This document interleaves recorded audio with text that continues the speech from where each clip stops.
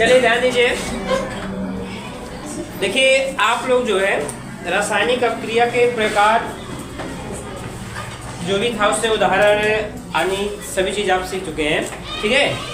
रासायनिक अपक्रिया किसे कहते हैं, अभिकारक और उत्पाद क्या होते हैं, ठीक है। रासायनिक अपक्रिया का प्रेक्षण और रासायनिक अपक्रिया का उदाहरण ये हो चुका है, ठीक है। आज ये हमारी नई टॉपिक है रासायनिक समीकरण। तो देखिए रासायनिक समीकरण से जो है ये आपके पेपर में कुछ प्रश्न जो है बनते हैं, ठीक है। तो देखिए रासायनिक समीकरण क्या होता है, ध्यान सुनिएगा।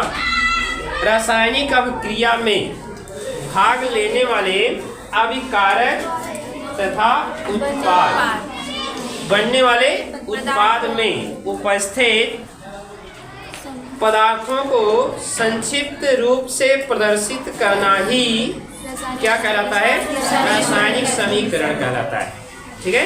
एक बार फिर से, रासायनिक अपक्रिया में भाग लेने वाले अभिकारक तथा उससे बनने वाले उत्पाद में उपस्थित पदार्थों को उनके संक्षिप्त संकेतों के द्वारा प्रदर्शित करना ही रासायनिक समीकरण कहलाता है, ठीक।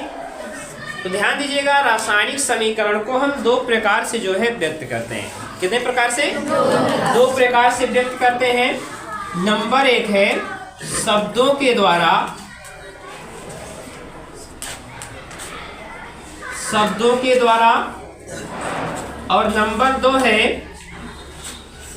ठीक है, उसमें संकेतों के द्वारा, ठीक है, संकेतों के द्वारा।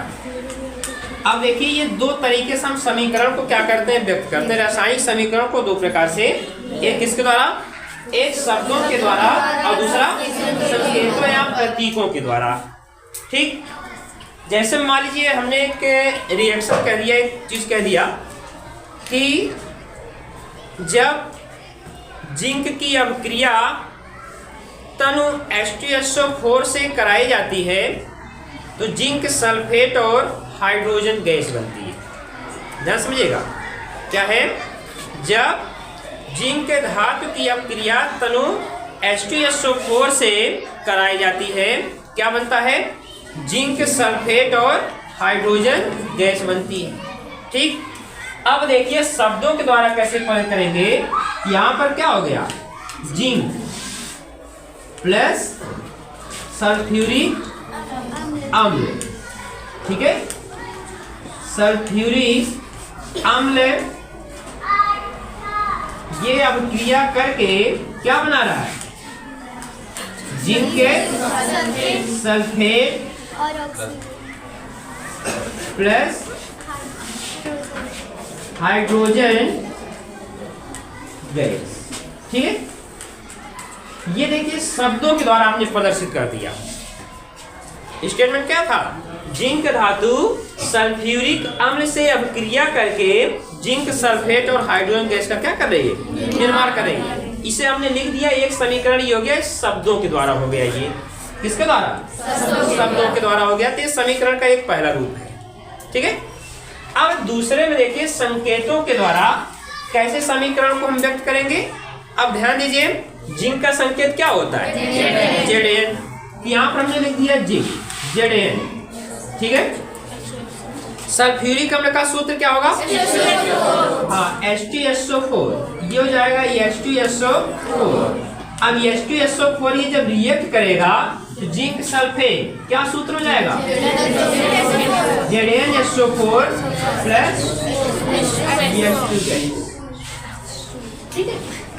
ये हो गया, देखिए संकेतों के द्वारा समीकरण को व्यक्त कर रहे हैं। तो रासायनिक समीकरण की परिभाषा क्या दिए, रासायनिक अपक्रिया में भाग लेने वाले अभिकारक तथा बनने वाले उत्पादों को उसके संकेतों के द्वारा संक्षिप्त रूप से प्रदर्शित करना ही क्या कहलाता है, रासायनिक समीकरण, ठीक। तो रासायनिक समीकरण को हम दो प्रकार से प्रदर्शित कर सकते हैं, पहला शब्दों के द्वारा और दूसरा संकेतों के द्वारा। शब्द के द्वारा जो पदार्थ यूज होंगे उनके नाम को हम क्या करते हैं, समीकरण के रूप में लिख लेते हैं, और संकेतों के द्वारा उस अभिकारक और उत्पाद में जो यौगिक होते हैं या तत्व होते हैं उसे हम संक्षिप्त सूत्र के द्वारा एक समीकरण के रूप में क्या करते हैं, लिख लेते हैं, या संकेतों के द्वारा हो गया। समझ गए? किसी का कोई समस्या पूछ सकते हैं? समझ गए? ये हमारा हो गया रासायनिक समीकरण। इसके बाद देखिए रासायनिक समीकरण लिखने के कुछ रूल होते हैं। समझ गए? रासायनिक समीकरण लिखने के नियम, ये हमारी अगली टॉपिक है, तो ध्यान दीजिए। रासायनिक समीकरण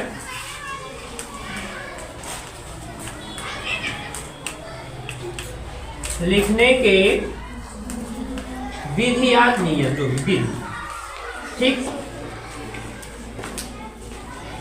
ये हमारा देखिए नेक्स्ट टॉपिक है रासायनिक समीकरण लिखने की विधि। कैसे आप लिखें, कुछ उसके रूल्स होते हैं, ठीक है।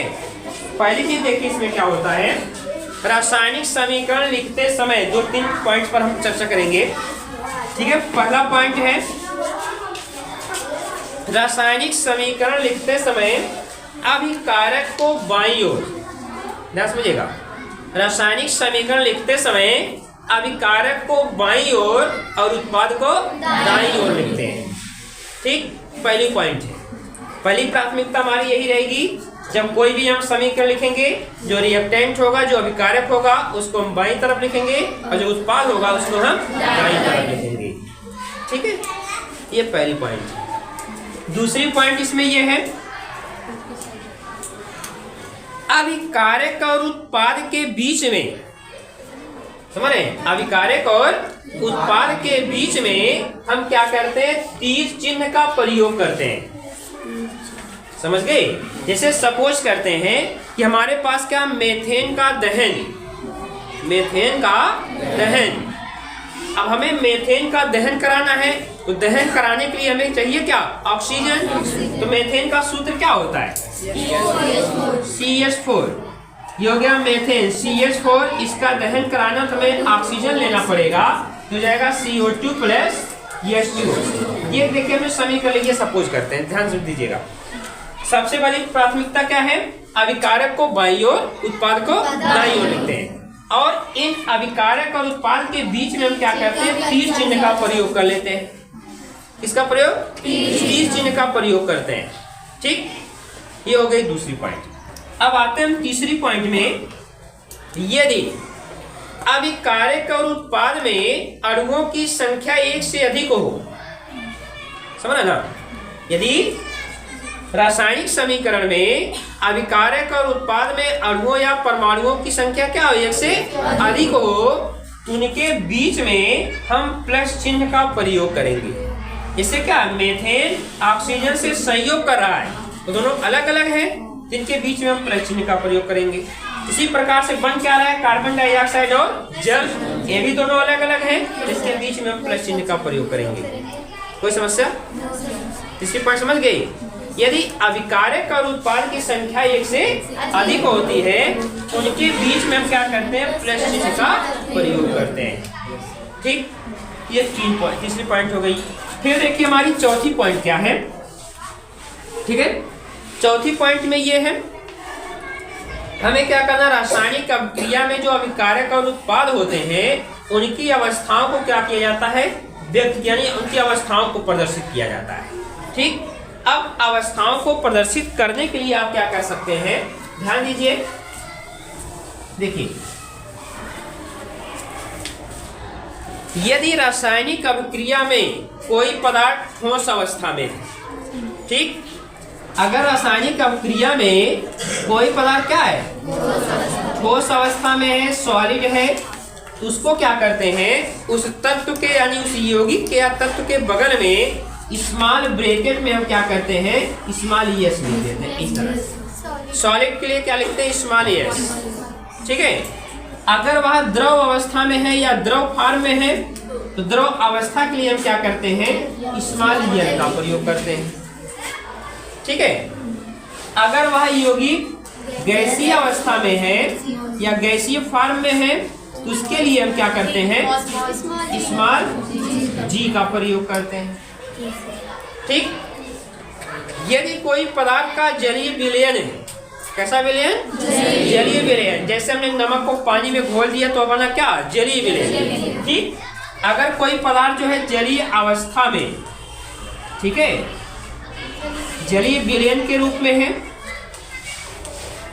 जलीय विलयन है, तो उसके लिए हम क्या करते हैं? AQ का प्रयोग करते हैं। किसका? AQ का प्रयोग करते हैं। ठीक, अगर वहां पे देखिए गैस निकलने पर, गैस अगर निकल रही है, गैस निकलने पर, तो वहां पर हम क्या करते हैं? ऊपर की तरफ जो है तीर चिन्ह का प्रयोग करते हैं। गैस निकलने पर ऊपर की तरफ क्या करते हैं? तीर चिन्ह का प्रयोग करते हैं, जो गैस हमेशा ऊपर की तरफ निकलती है। ठीक, इसके बाद इसे मान लीजिए अगर अवक्षेप बन रहा है, क्या बन रहा है? अवक्षेप बनने पर, ठीक है, अवक्षेप बनने पर क्या करते हैं? हम तीर का जो दिशा होती है उसको हम नीचे की तरफ दिखाते हैं। जैसे आपने देखा होगा कि जब हम दूध से पनीर बनाते हैं, दूध में जब कोई खट्टा पदार्थ डालते हैं, दूध फट जाता है। फटने के बाद जो उसका अवक्षेप बनता, जो प्रोटीन होती है, वह नीचे बैठती है। बैठते नहीं? ये देखिए, अवक्षेप जब भी बनेगा तो नीचे की तरफ बैठेगा, और जब गैस बनेगी तो वह ऊपर की तरफ जाती है। तो देखिए, गैस निकलने के लिए ऊपर की तरफ तीर चिन्ह का प्रयोग करेंगे, और गैस अवक्षेप बनने पर उसके लिए हम नीचे की तरफ तीर चिन्ह का प्रयोग करेंगे। अगर जैसे मान लीजिए गर्म कर रहे हैं, ठीक, गर्म करने पर, ठीक है, मान लीजिए कोई अब क्रिया हम करा रहे हैं, उसे में गर्म करना पड़ रहा है, हीट देनी पड़ रही है। तो गर्म करने के लिए हम करते क्या है? जो तीर होता है, तीर के ऊपर हम क्या करते हैं? ऐसे डेल्टा चिन्ह का प्रयोग करते हैं, ये। ठीक, अगर कोई भी पदार्थ आप गर्म कर रहे हैं, कोई रिएक्शन करा रहे हैं, उसे गर्म किया जा रहा है, तो उसके ऊपर हम क्या करते हैं? तीर चिन्ह का प्रयोग करते हैं। सॉरी, तीर के ऊपर डेल्टा चिन्ह का प्रयोग करते हैं। जैसे उदाहरण के रूप में ले सकते हैं, हमारे पास क्या है? Potassium chlorate KClO3। अब पोटेशियम क्लोरेट को अगर हम गर्म करेंगे ना, तो यहाँ पे डेल्टा चिन्ह का प्रयोग कैसे लगा देंगे? ठीक, तो यहाँ पर क्या बन जाएगा? ये KCl+O2। तो यहाँ पर देखिए, अगर गर्म करना है तो हम डेल्टा चिन्ह का प्रयोग करेंगे। ठीक, इसके बाद जो है, अगर उत्प्रेरक यूज हो रहा है, क्या? उत्प्रेरक की उपस्थिति, उत्प्रेरक अगर उपस्थित है तो हम करते क्या है? उस तीर के ऊपर या नीचे, दोनों कंडीशन होती है। ठीक है, तीर के ऊपर या नीचे क्या करते हैं हम? उसमें जो है उस उत्प्रेरक का नाम, इसे तीर बना दीजिए। अगर जो उत्प्रेरक यूज कर रहे हैं उस पर क्या करते हैं? उत्प्रेरक का प्रतीक या उत्प्रेरक का नाम लिख दिया जाता है। ठीक है, ये इतनी टॉपिक्स हमारे रासायनिक समीकरण को लिखने के लिए। ठीक है, जैसे एक बार फिर समराइज, रासायनिक समीकरण लिखते कैसे हैं? सबसे पहले अभिकारक को हम बाईं ओर लिखेंगे, उत्पाद को दाईं ओर, और इन दोनों के बीच में हम तीर चिन्ह का प्रयोग करेंगे। ठीक, एक चीज और देखिए थोड़ा से, जो हम ये तीर चिन्ह का प्रयोग करते हैं, तीर चिन्ह का प्रयोग दो प्रकार से किया जाता है, समझ गए? एक तो ये होता है उत्कर्मणी के लिए, उत्कर्मणीय अभिक्रिया। ठीक है, बात नहीं, उत्कर्मणीय अभिक्रिया, और एक होता है अनुत्कर्मणीय अभिक्रिया। थोड़ा तीर पर आई, थोड़ा सा चर्चा कर लिया जाए। तीर का प्रयोग देखिए दो तरीके से किया जाता है, एक अनुत्कर्मणीय अभिक्रिया, एक उत्कर्मणीय अभिक्रिया। अभिक्रिया के बारे में जानते हैं? इसके बारे में ध्यान दीजिए। उत्कर्मणीय अभिक्रिया है क्या? ठीक, यह एक ऐसी अभिक्रिया होती है जिसमें अभिकारक से उत्पाद का निर्माण हो जाता है और उत्पाद से अभिकारक का भी निर्माण हो जाए। अर्थात यह अभिक्रिया अग्र और विपरीत दोनों दिशाओं में पूरी होती है। ठीक, जैसे सपोज करते हैं हमारे पास क्या है? नाइट्रोजन और हाइड्रोजन के संयोग से अमोनिया का निर्माण हो रहा है। इसका अमोनिया का निर्माण। ठीक, नाइट्रोजन हाइड्रोजन के संयोग से अगर अमोनिया का निर्माण हो रहा है, इसके बीच में क्या करते हैं? तीर चिन्ह का प्रयोग देखो किया गया है। ठीक, कौन सा तीर है? ये द्विमुख। एक रिएक्शन क्या होगी? जैसे मान लीजिए उत्क्रमणीय अपक्रिया में हम ऐसे द्विमुखी तीर का प्रयोग करेंगे, क्योंकि अपक्रिया दोनों दिशाओं में पूर्ण हो रही है। अभिकारक से उत्पाद भी बन रहा है और उत्पाद से अभिकारक भी। तो यहाँ पे देखिए पहली जो तीर दिखा रही है, नाइट्रोजन हाइड्रोजन के संयोग से अमोनिया बन रही है, क्यों जी? और दूसरा जो तीर का दिशा किधर है? बाईं तरफ है, मतलब अमोनिया के वियोजन से नाइट्रोजन और हाइड्रोजन बन रहा है। ये उत्क्रमणीय अपक्रिया होती है। ठीक, तो उत्क्रमणीय अपक्रिया क्या होती है? वह अपक्रिया जो अग्र और विपरीत दोनों दिशाओं में पूर्ण होती है उसे उत्क्रमणीय अपक्रिया कहते हैं, अथवा वह अपक्रिया जिससे अभिकारक से उत्पाद का भी निर्माण होता है और उत्पाद से अभिकारक का भी निर्माण होता है, उसे क्या बोलेंगे? अनुत्क्रमणीय अपक्रिया। अब देखिए उत्क्रमणीय अपक्रिया, अनुत्क्रमणीय अपक्रिया।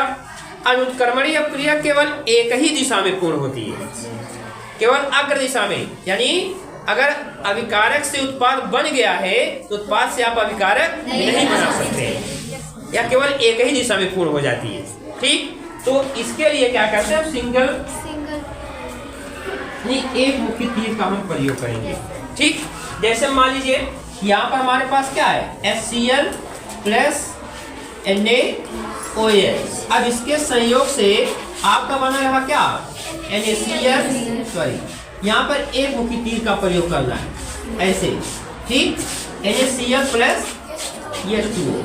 ध्यान दीजिए, अगर अम्ल और क्षार के संयोग से अगर लवण बन रहा, नमक बन रहा है, तो उस नमक से फिर आप अम्ल और क्षार का प्रिपरेशन नहीं कर सकते हैं। अर्थात यह जो अपक्रिया है ये अनुत्क्रमणीय अपक्रिया है। एक उदासीनीकरण अपक्रिया या अवक्षेपण अपक्रिया जितनी भी होती है सब के सब अनुत्क्रमणीय अपक्रिया होती है। अगर आप दूध से पनीर बना दिए हैं तो आप पनीर से दूध का प्रिपरेशन नहीं कर सकते हैं। कौन सी अपक्रिया ये? अनुत्क्रमणीय अपक्रिया है। ठीक, जैसे मान लीजिए आपका बर्फ है, अब बर्फ आपका पिघलेगा किस में जाएगा? द्रव में, और द्रव को हम ठंडा कर देंगे फिर क्या बन जाएगा? बर्फ। ये देखो चेंज हो रहा है नहीं? ये उत्क्रमणीय, क्यों जी? यानी बर्फ का पिघलना एक उत्क्रमणीय प्रक्रम, जो कि बर्फ को हम गर्म कर दिए पानी में चेंज हो गया, पानी को ठंडा कर दिए बर्फ में, दोनों चेंज हो रहा है। कैसी अपक्रिया? उत्क्रमणीय अपक्रिया। और दूध का फटना, दूध से पनीर का बनना, दूध से दही का बनना, ये सब कैसी है? अनुत्क्रमणीय अपक्रिया। कागज का जलना, कागज को जला दिए, कब जले हुए कागज से हम कागज नहीं बना सकते, उसकी राख से कागज नहीं बन सकती है। ये देखिए इतने टॉपिक है, एक टॉपिक आपका ये कंप्लीट हुआ। ठीक, रासायनिक समीकरण, रासायनिक समीकरण व्यक्त करने की विधियां और रासायनिक समीकरण लिखने की विधि। ठीक, रासायनिक समीकरण किसे कहते हैं? ये हुआ। रासायनिक समीकरण को हम दो प्रकार से व्यक्त कर सकते हैं, एक शब्दों के द्वारा, एक संकेतों के द्वारा। ठीक, दूसरा समीकरण लिखने की विधि, इसमें 3-4 पॉइंट में आपको समझ दिए हैं ना। अगर हमारे अभिकारक के उत्पाद की भौतिक अवस्था ठोस है तो स्मॉल से, द्रव है तो स्मॉल से, गैस है तो स्मॉल जी से, जलीय विलयन है तो से, गैस निकलने पर ई से, और से बनने पर ई से। ठीक, गर्म करने पर तीर के ऊपर डेल्टा का प्रयोग। ठीक, अगर उस प्रेरक की उपस्थिति है तो तीर के ऊपर उस प्रेरक किया जाता है। ठीक है, बस इतना है। प्रेरक वही जो प्रेरित करता है। ठीक है।